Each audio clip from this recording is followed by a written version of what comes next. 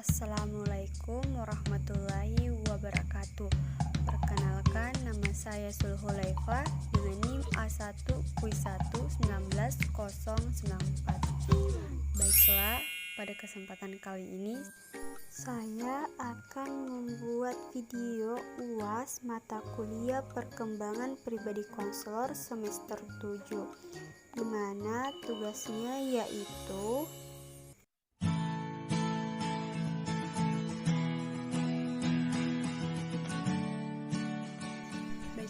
berikut videonya. Baik, saya akan membahas yang pertama, yaitu mendukung peranan saya sebagai calon konselor serta bagaimana cara saya memiliki atau melatih kepribadian tersebut. Yang dimana saya ketahui ada 4 karakteristik kepribadian konselor yang harus ada dalam pribadi konselor.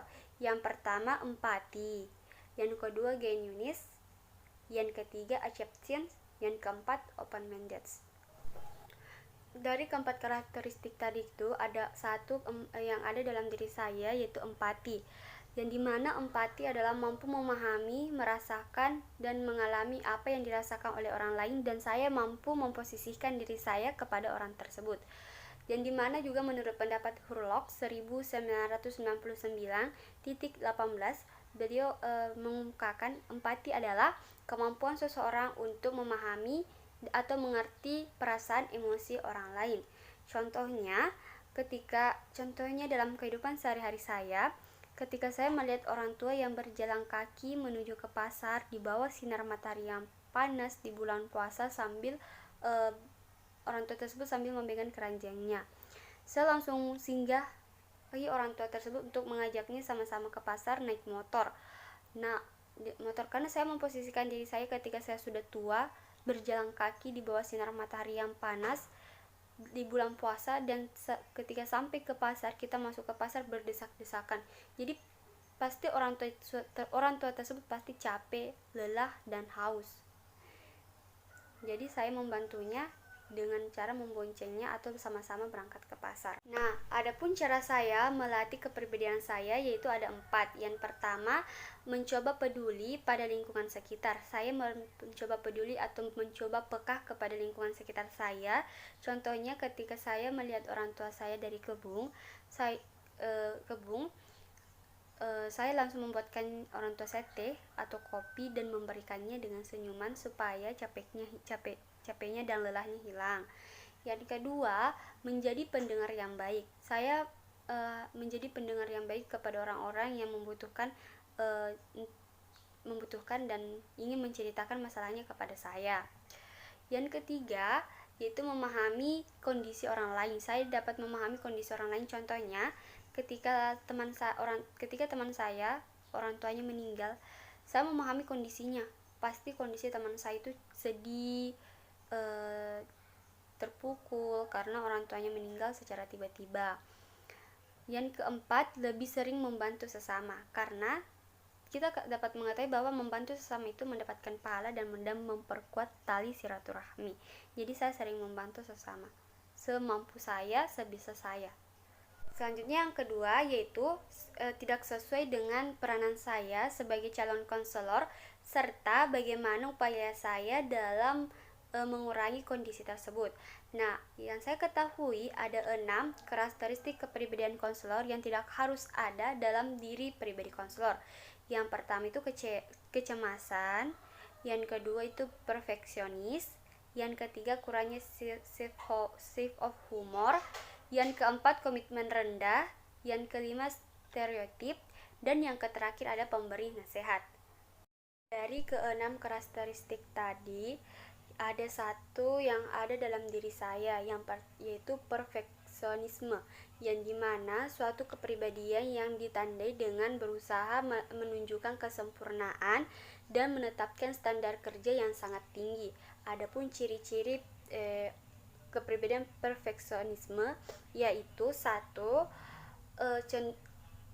Sering bekerja secara berlebihan, tidak percaya dengan hasil kerja seseorang lain, dan menghindari pengalaman baru dikarenakan takut melakukan kegagalan dan kesalahan. Contohnya kenapa saya mengatakan saya memiliki karakteristik perfeksionisme. contohnya ketika saya mengerjakan tugas kuliah, saya berekspektasi bahwa oh pasti nilainya keluar bagus, pasti nilainya bagus. Nah, tiba nilainya keluar tidak sesuai dengan harapan saya merasa gagal, kecewa dengan diri saya karena ekspektasi tinggi saya, karena standar yang saya sudah tetapkan tidak sesuai dengan apa apa yang keluar. Jadi saya merasa seharusnya saya tidak begini, seharusnya saya tidak begini.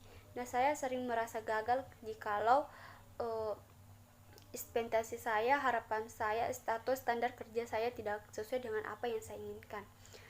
Nah, bagaimana cara saya mengurangi atau meminimalisir kondisi tersebut? Yang pertama, saya harus menyadari kekurangan dan kelebihan yang ada dalam diri saya. Apa kekurangan saya? Kekurangan saya itu saya sering mengekspektasi tinggi kepada orang lain dan tidak percaya kepada orang lain. Sedangkan kelebihan saya dapat mengatur waktu, saya dapat mengerjakan tugas tepat pada waktunya. Yang kedua yaitu menetapkan tujuan yang realistis dan dapat dicapai. Saya harus menetapkan tujuan yang realistis saja, yang biasa saja dan mudah saya capai atau mudah saya selesaikan. Yang ketiga itu standar yang dimiliki, menurunkan standar yang dimiliki. Saya harus menurunkan ekspektasi tinggi saya terhadap apapun. Saya harus menurunkannya semaksimal mungkin. Selanjutnya yang keempat, melihat dari sudut pandang orang lain. Saya harus melihat diri saya menurut pendapat orang lain. Selanjutnya yaitu yang kelima, memberikan penghargaan kepada diri saya atau usaha yang telah saya lakukan. Contohnya ketika saya dalam 1 minggu ini saya mengerjakan banyak tugas kelompok, saya harus memberikan penghargaan kepada diri saya. Contohnya belanja barang yang saya suka atau barang yang saya inginkan, makan makanan yang saya inginkan, atau pergi jalan-jalan sama teman-teman. Selanjutnya itu mengakui bahwa setiap orang dapat berbuat kesalahan. Nah, saya harus menyadari bahwa tidak semua orang semua orang pasti mempunyai kesalahan. Nah, saya harus belajar dari kesalahan saya, bahwa belajar dari kesalahan saya dan menjadikannya pengalaman baru untuk tidak melakukan hal tersebut lagi. Baik, itulah tadi yang sempat saya paparkan sebagai calon konselor, apa yang harus ada dalam diri saya dan apa yang tidak harus ada di dalam diri saya. Dan jikalau ada kata-kata atau kata-kata yang tidak sesuai dengan apa yang saya ucapkan, saya meminta maaf karena saya manusia yang tidak luput dari kesalahan. Dan saya akhiri dengan ucapan wabillahi taufiq washada. Wassalamualaikum warahmatullahi wabarakatuh.